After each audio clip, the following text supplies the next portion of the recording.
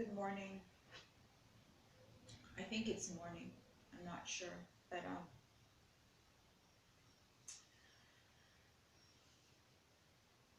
I wasn't gonna make this video, but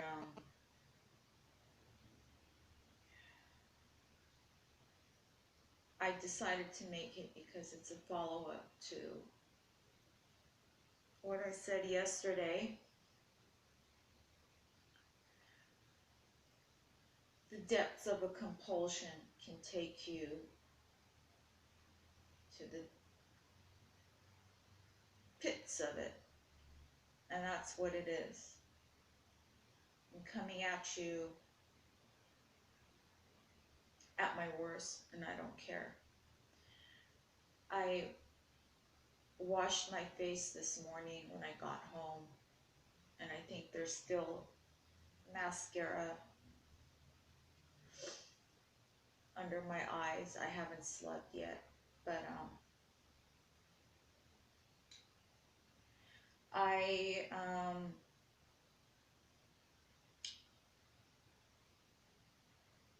I spoke about this before in a video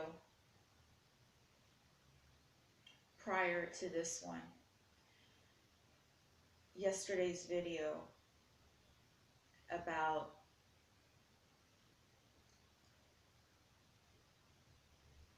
the things that are on my mind,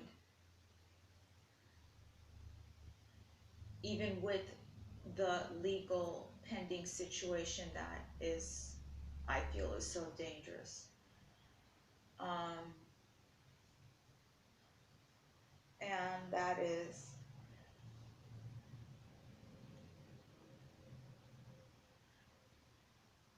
an idea that I couldn't let go of. But who suffers? Only I do. And that being the sexual compulsion brings me here today.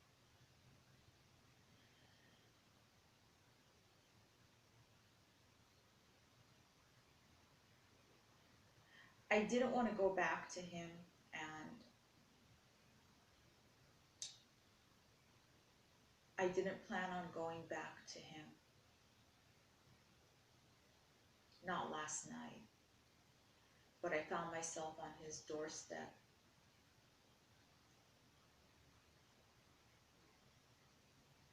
And I knew how emotionally bad it could be, and it is. But I'm handling it. I went out with a guy last night that I didn't know, and I didn't like him. The more he spoke, the less I liked him. I didn't like him from the beginning, and I just didn't like him. I was not attracted to him, although he thought he was pretty fucking attractive. He thought he was really good looking. But that's not the point. He was an asshole. You know, at first he was really nice, and, you know, I personally didn't like him. I didn't care for him. I saw nothing in him that attracted me in any capacity. But the whole time he was sitting there talking, and he kept talking and talking.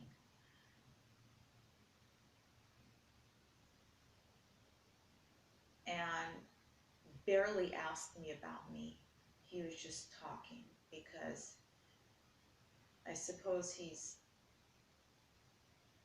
a type B narcissist, and that's my term for it.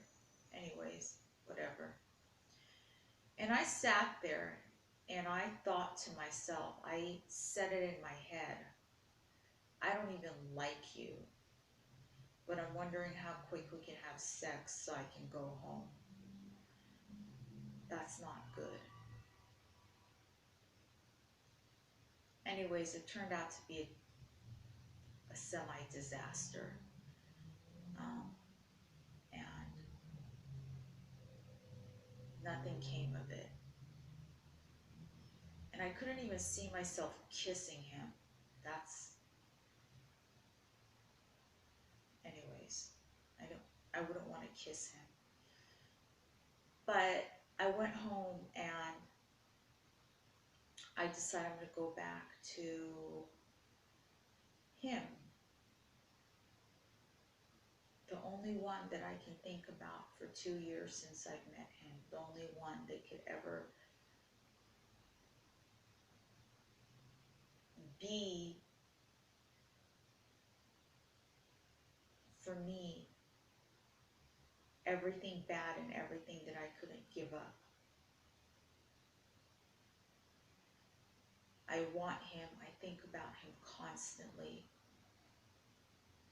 I've left him a million times, and I've gone back to him when he bullied me, and always regretted finding myself back with him. And I would leave him again and again. I met him about 2 years ago when the father of my child took my child, my beautiful, perfect baby, in court. And not even based on parenting, because I was an amazing, wonderful mother and parent. It had nothing to do with my parenting. He is a devout Muslim and a sociopath, much like my mother. She's not Muslim, but we're not talking about that. We're talking about the disorder and how it's wrecked my life, and how I allow these types into my life.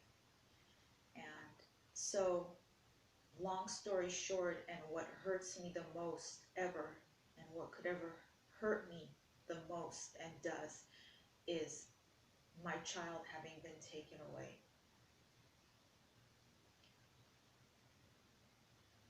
Unjustly. But the day that the court commissioner took my child away, after a lengthy, about 1.5 years battle of mine in children's court, I left that day and I went to his apartment strictly to see my baby and hold my baby. And there was my baby, and he wouldn't let me touch him. I drove for hours and hours aimlessly. And when I finally turned around and went home, I didn't drink or eat for days. I was lost. And nothing. I wouldn't have anything for days. And on the 6th day, I went out to see a woman and talk to her. And on my way home, I decided maybe I should finally drink and eat. And I stopped somewhere, and all I wanted was a quick salad just to buy and take home. And the place didn't have one, so I went across the street to a market, and I grabbed a quick salad, and I was standing in line to pay for it, and there he was. I met him for the first time, and he spoke. And he could see, and who couldn't see, the misery and the hurt on my face. And just out of nowhere, he was standing 3 people behind me in line. Yeah, 3 people behind me. He said, "Oh, it'll be okay." And I turned around and I saw him, and he was not somebody that I would normally talk to. He wasn't my type. He wasn't anybody that I would normally be interested in. So I turned back around, ignored him, and then he said, I promise you'll be okay. And I turned around again, and the first thing out of my mouth was, "Will you pray for me?" And he introduced himself and he took me outside to the parking lot. And we started talking. And I told him everything. And he said, oh, that happened when my son was a child. And his mother took him from me. And we talked and I asked him to pray for me. And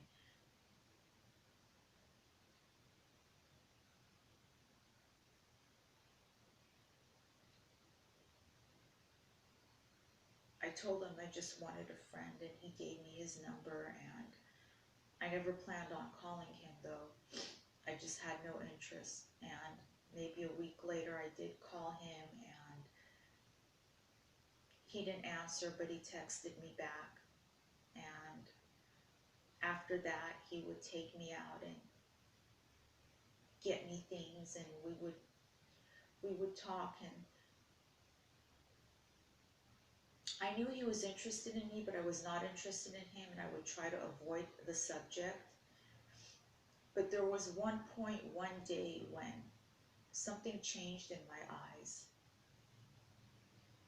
Was it because he did a lot of things for me?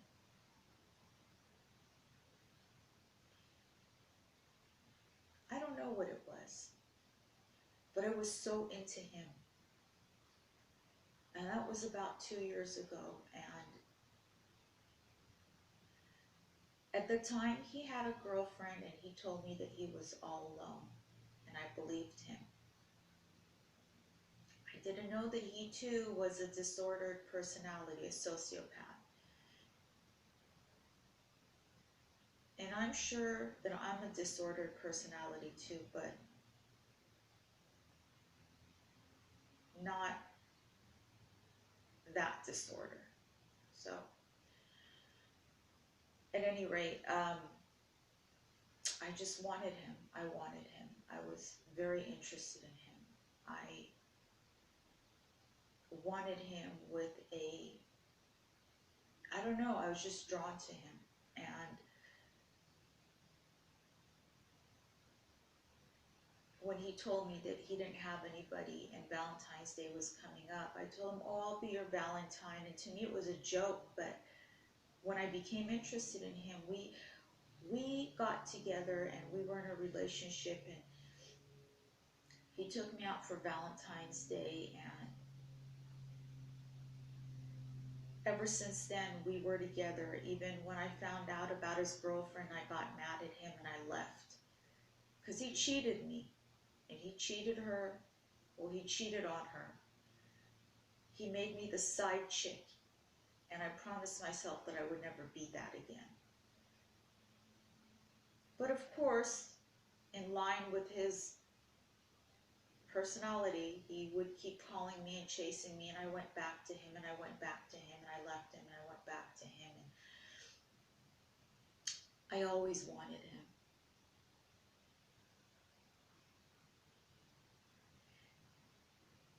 It was so rocky and so destructive of a relationship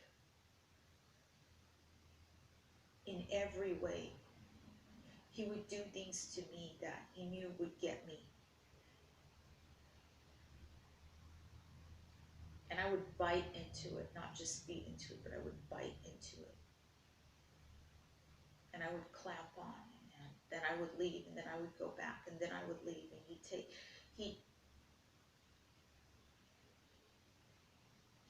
he would manipulate me into going back, and I would go back to him. And he's the only one who knows me inside out. He's the only one who knows everything that I like and everything that I don't. He knows the freak that I am. He gives it to me like I want it. He does it like I want it. He knows me. He understands me. He's seen me at my worst. He's seen me at my best. He's the one who's always cleaned up when I was the biggest mess. When I get sick, he's the one who was always cleaning up, taking care, nurturing, mothering, fathering.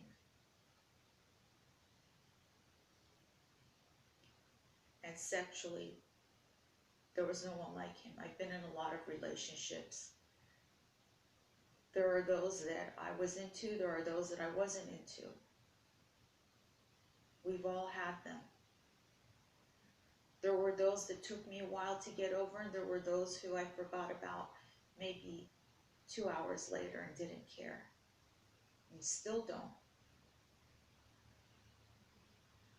But this is different. There's something about him. And it's bad. But there's something about me that draws me to him. When you're drawn to someone inexplicably and you can't be away, look to yourself, because it's something in you. It's something in you.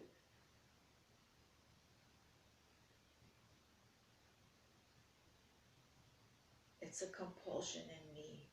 There's something in me unresolved and undefined.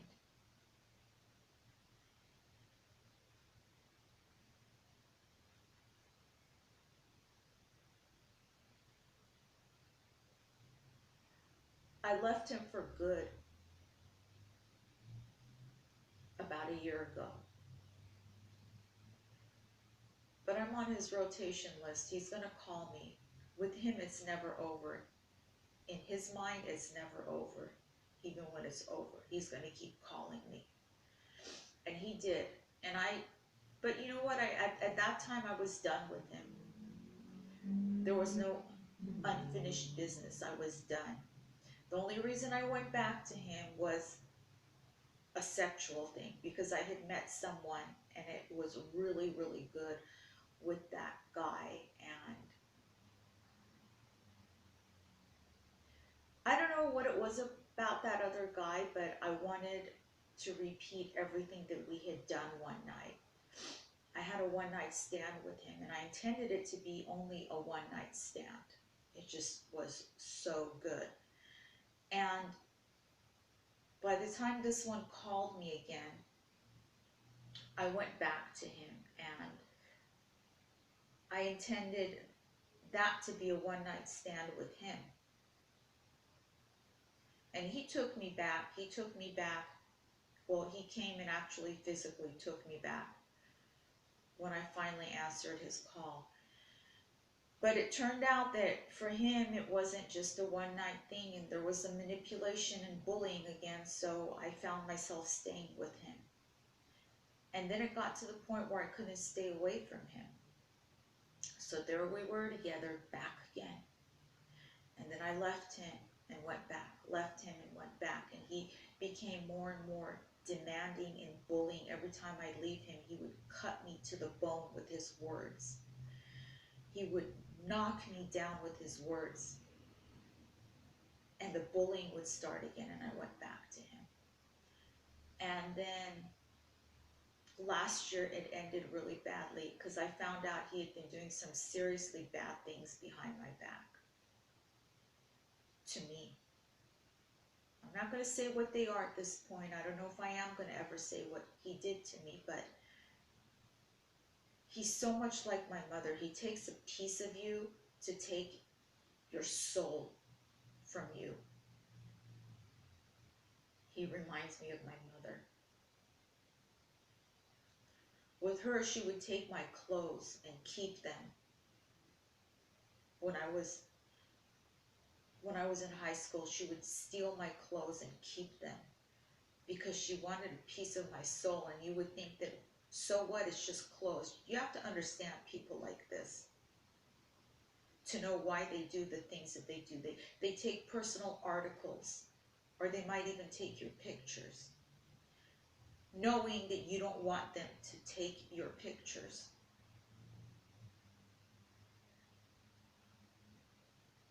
With him, that's what he... he did a lot of horrible things behind my back, and it ended really, really badly when I left him this last time. Last night I came home from going out with that guy, and I found myself getting in my car and driving down to his house, and I found myself on his doorstep. I rang the bell once, no answer. I rang the bell twice, no answer. I rang it a third time, no answer. So I was just about to leave, and then I saw him in his truck pulling up. He had gone to the store and he came back. And he saw me, he got out of his truck, and I turned around on his doorstep and I saw him. And he was so happy to see me, he couldn't stop talking. But I stood there silent. Because let's face it, he knew why I was back. He knows me. He knows me inside out. He knows me so well.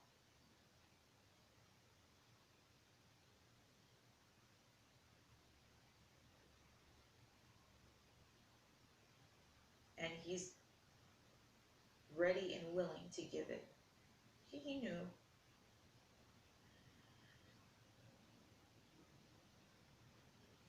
So we went inside, and then we stepped out and went to the store. We bought something to drink. And we came back to his house. And I just went at it, and I got so sick. I got so sick, and there he was to clean up after me. I was vomiting all night and coming all night. There he was, mommy and daddy, and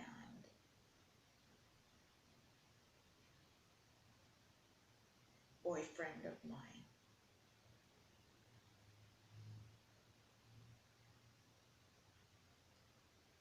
Sex compulsion of mine.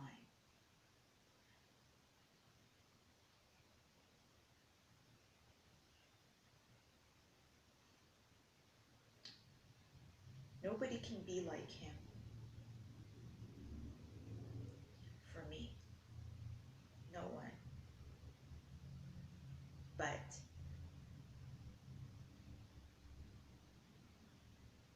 I know that for me to stay with him would be me never staying with myself. And by that I don't mean that I would lose myself. I'll never lose myself in a relationship to anybody. I have a strong identity.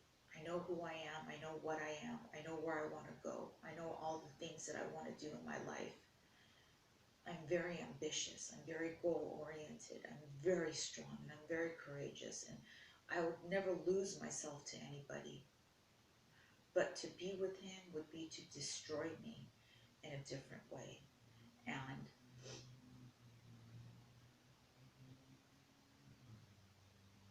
at 6 o'clock,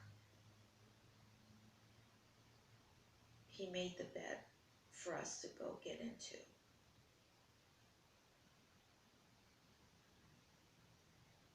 And I got on the bed, and then I got off. I had to leave.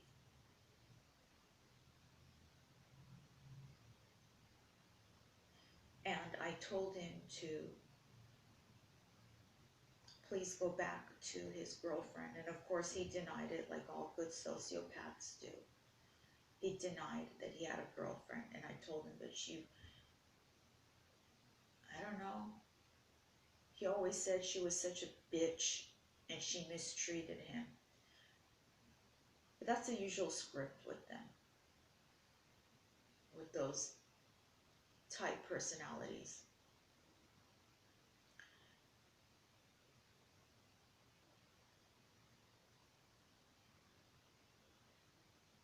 And maybe in his mind it's not over.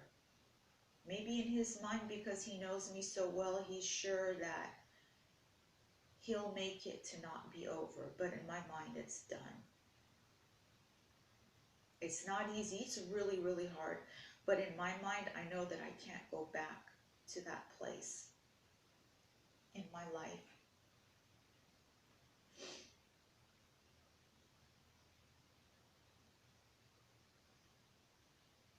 The day my child was taken from me is the day, 6 days later, I met him. And since then, he's the only one in my mind who could ever be, for me, what he is. And if that adequately explains it or gets the meaning across to anybody who's watching this, or to the very few at this point who are watching this, fine. And if it doesn't, that's fine too. I don't care. I don't care. I got home this morning.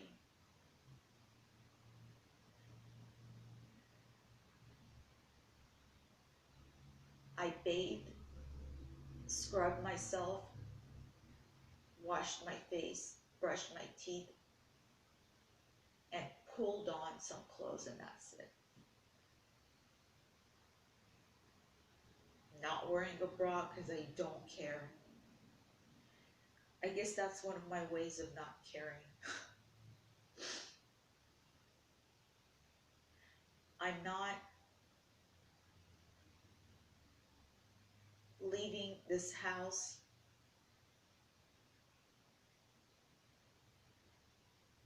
to do anything because I don't care. I'm very physically sick right now. I've been trying to get some electrolytes. Thank God for salsa, because I've been picking out on salsa all morning.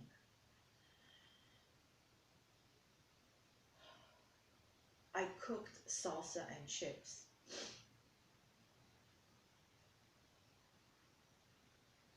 But I'm very unsteady and I'm very sick right now, and I'm at a place in my head that I don't want to be at. Somebody asked me 2 months ago, because I walked into a place and I spoke to a really, really nice girl about this situation, and she asked me, she said, you can't let go of him in your mind because he's not letting go of you. Have you asked him to let go of you? And I didn't answer.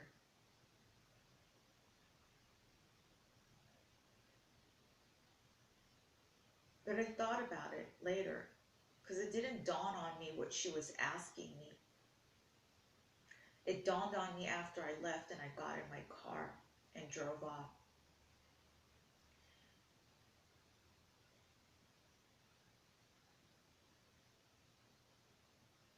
And in my haze last night, and all I could do was just beg him to stop thinking about me, to let go finally.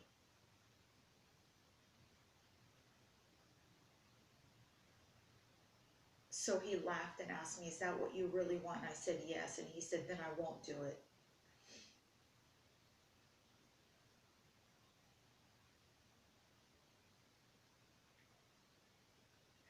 See, the energy that I talk about is very, very important. It's not just energy that you put out. It's energy that others put out that can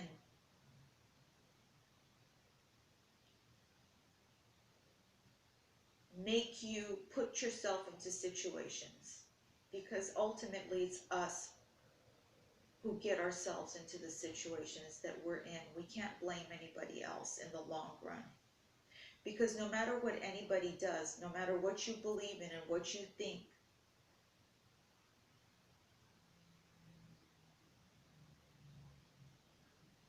we have the willpower to combat it. We have the willpower to fight it. But not everybody uses their willpower. Not everybody is, just like I said before, not everybody is in touch with their subconscious. There are advanced people who are. But we don't know them personally. But they exist. They're very, very few, but they exist. So if we can't be what they are, then we have to use outward willpower. We have to tap into that willpower, into that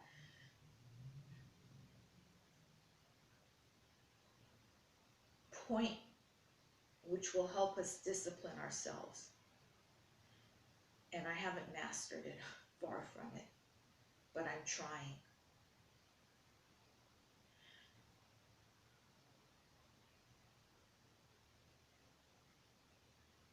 I see why people are with the people they are, because if you're shallow and you look at it from the outside looking in, if you're an outsider, like I've been an outsider a lot in my life, and I look at people and I ask myself, why is this guy attracted to that woman? Why is he with that woman? Why are they married, or why are they engaged when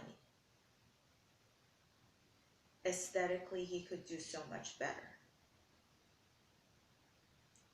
See, it's not about aesthetics. It's not about looks. And looks never mattered to me. Although I look at people and things and I analyze. I really analyze and I ask myself things. It's never about looks. It's about what it is in that person and what it is in us that's drawing us like magnets towards each other. People are with people for whatever reasons they have within themselves. Why was I with him? Or if we went out, somebody might be analyzing us, people watching as a sport, or happen to glance our way and ask, well, why is she with him?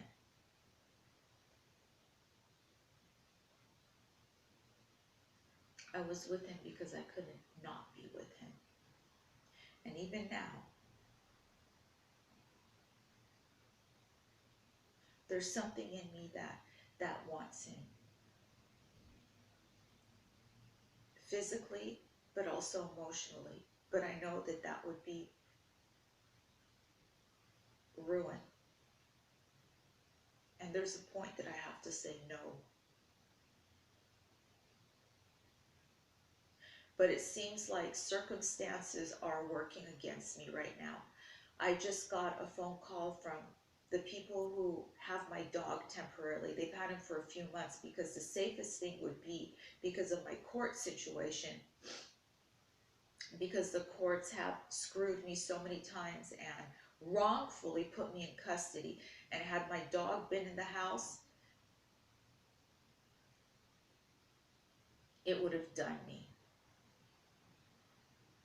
Because my dog can't be alone.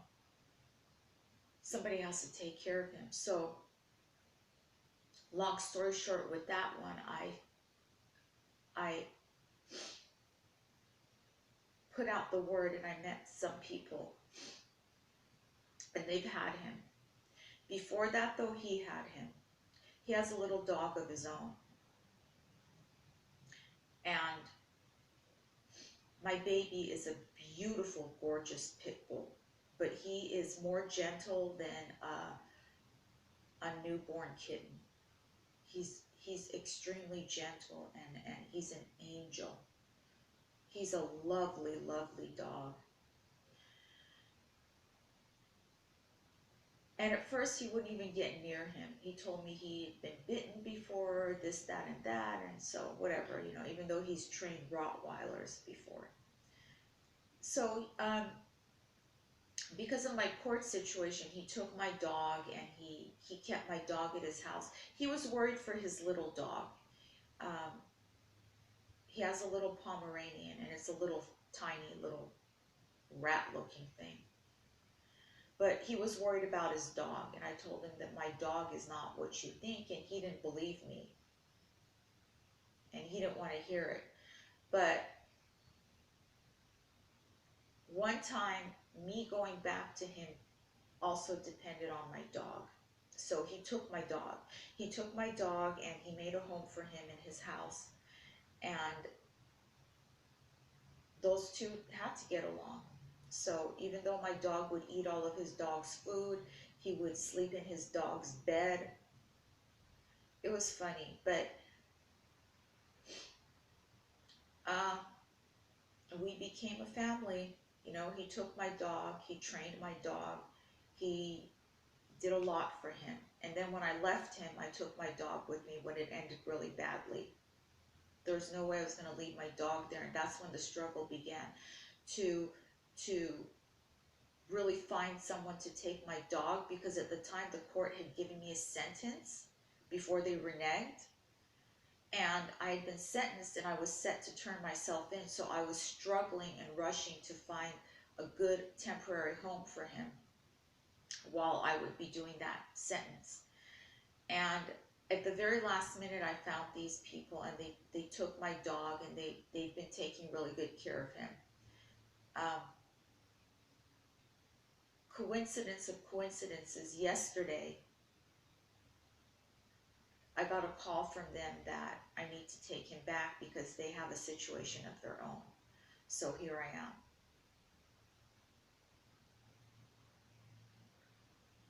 I just pray and I keep my faith, and my faith will keep me. And you guys remember, be strong in your faith. Keep your faith, and your faith will have and hold you. See you soon.